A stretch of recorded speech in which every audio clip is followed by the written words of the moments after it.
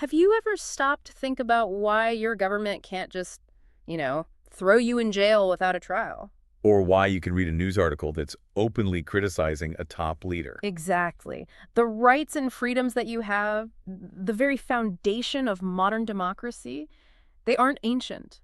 They were actually designed, almost engineered, at a very specific time in history. And that's what we're getting into today. We're going to focus on a period called the Enlightenment. This was a huge shift in thinking in 17th and 18th century Europe. Before this, a king's power was usually justified by something called the divine right of kings. Right. The idea was that the king's power came directly from God, and, well, you just had to obey, no questions asked. But the Enlightenment said, hang on a second. Huh. Instead of just accepting tradition, it pushed people to apply reason and logic to understand the world, especially how governments should work. And this is where it gets really radical.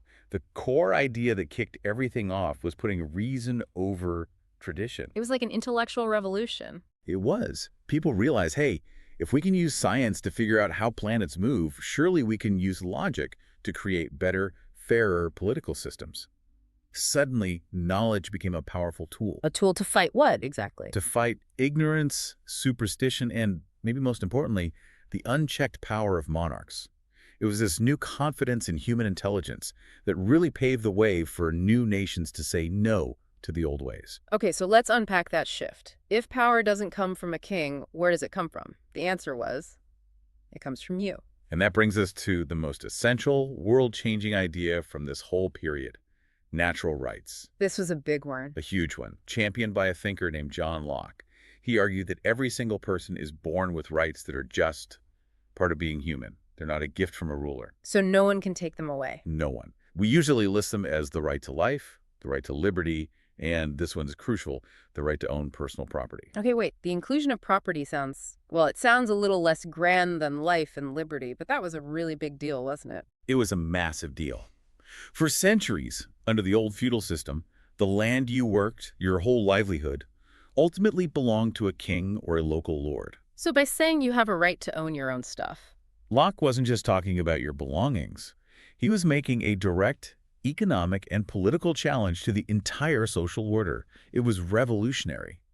These are the unalienable rights you hear about in documents like the U.S. Declaration of Independence. And if a government fails to protect those rights? Then the people have a justifiable reason to challenge it, to maybe even overthrow it. This focus on the individual was a total game changer. It led right into the idea of individualism.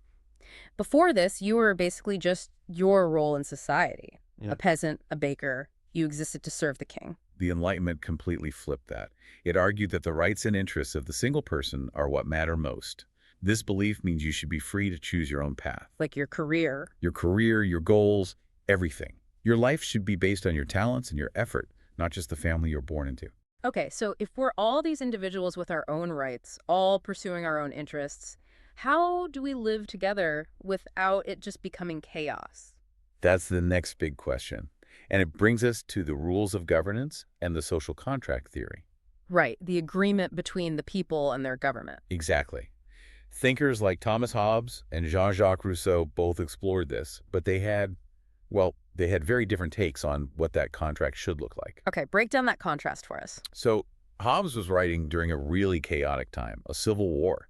He looked at human nature and basically said, without rules, life is nasty, brutish, and short. He wasn't very optimistic. Not at all. He argued that to escape that chaos, people willingly give up all their power to one absolute ruler, a king, basically, in exchange for safety and order. For him, security was everything. But Rousseau saw it differently. He did. Rousseau argued that the contract has to represent the general will of the people. It's not a one-time handoff of power. It's an ongoing, active agreement. So the government has to keep listening to the people. Constantly. People agree to follow the rules, but only the rules that the community as a whole decides on for itself. The focus shifts from just raw safety to active participation. So the social contract sets up the government. But what stops that very government from becoming a tyranny? That was the puzzle that a thinker named Montesquieu tried to solve with his idea of the separation of powers. He looked at history, right? He did, and he concluded that you only get political freedom when power isn't all in one place.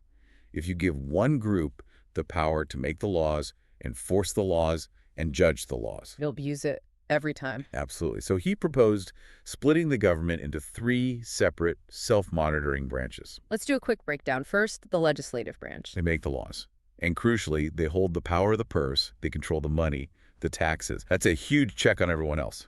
Then you've got the executive branch. They carry out the laws. This branch has the power of the sword control of the military and police. And finally, the judicial branch. The referees. They interpret the laws and make sure they follow the country's main rule book, like a constitution. They settle disputes. So this system of checks and balances means these three powerful parts of government are always competing. Right, and that constant friction, that constant push and pull is actually what protects your freedom. Okay, moving from the structure of government to specific rights. This is where we get into things like freedom of speech and the press. A huge one. If you live under a king, the king's authority is based on him always being right. But for society to make progress, people have to be able to criticize the government without being afraid they'll be thrown in jail. Exactly. A free press acts as a watchdog. It tells the public what the government is actually doing, not just what it wants you to think it's doing. You can't fix a problem if you're not allowed to talk about it. You can't. And this right protects the exchange of all ideas, even the really unpopular ones. That messy, sometimes uncomfortable debate is what keeps a democracy healthy. And this idea of tolerance went beyond just politics, didn't it?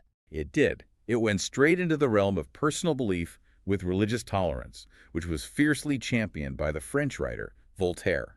His argument was pretty simple, right? It was. People should be allowed to practice whatever religion they choose. This was a direct attack on the idea of a state church that everyone was forced to belong to, which often led to terrible persecution of minorities. And he didn't just write about it, he was an activist. A passionate one. Yeah. He took up the cause of a Protestant family, the Calais family, who were wrongly accused of murder by a prejudiced Catholic court. Voltaire used his fame to expose the injustice, force a new trial, and clear their name. He showed that tolerance wasn't just some abstract idea, it was a matter of life and death. And that battle leads us straight to the separation of church and state. Precisely. The government cannot tell you what to believe in your private life. Okay, let's zoom back out. We've talked about individual rights, we've talked about the structure of government, but what's the ultimate foundation for all of it? That would be popular sovereignty. Which means It's the big one. It's the idea that the ultimate power of a nation belongs to its people. The government only has authority because we, the citizens, have given our consent to be ruled. that's the source of all legitimacy. It is. The second a government stops serving the people, it loses its right to rule. It's why leaders have to be accountable and why we can change them peacefully through elections. Your vote is literally you exercising your sovereignty. And if power comes from everyone, then everyone has to be treated fairly by the system. That brings us to equality before the law. For most of history, justice was anything but equal. If you were a rich noble, you could commit a crime and maybe just pay a fine. While a poor worker could be executed for stealing a loaf of bread. Exactly. The system was rigged.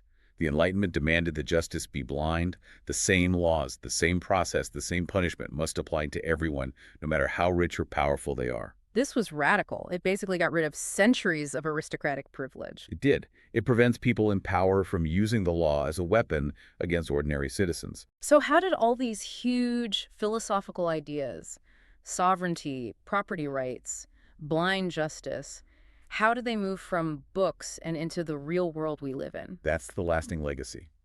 The genius of it was codification. Writing it all down. Dieting it down. These Enlightenment ideas were lifted and put directly into the founding documents of modern nations. The most famous examples are the U.S. Constitution and its Bill of Rights. And those documents act as a rule book that limits the government's power. A stable rule book. They're designed to be hard to change, which means the basic principles of freedom and fairness stay in place even when politics get messy. You can see the influence of these 18th century thinkers in legal systems all over the world today. But the thinkers knew all these rules wouldn't mean anything if people weren't ready to uphold them. Which is why they believe so strongly in education and progress. They were optimists. They really were. They believed that by educating the public, society would become more just, less superstitious, and less violent over time. Things like public schools and libraries were seen as essential tools for spreading knowledge beyond just the wealthy. Because if citizens are informed, they understand their rights. They can make better decisions when they vote, and they can actually participate in their communities. This idea of constantly learning and improving is what makes democracy an ongoing project, not something that's ever really finished. So at the end of the day, the Enlightenment didn't just give us a few good ideas. No, it gave us the blueprint, a blueprint for limiting power, protecting individual freedom, and demanding that justice be for everyone. It's the essential framework for pretty much every successful modern country. But it's important to remember that these frameworks only work if they're actively defended. So ask yourself this. In your own country today, are we fully upholding all the parts of that original social contract? Keep questioning, keep using that reason, and keep demanding accountability. Good luck with your studies.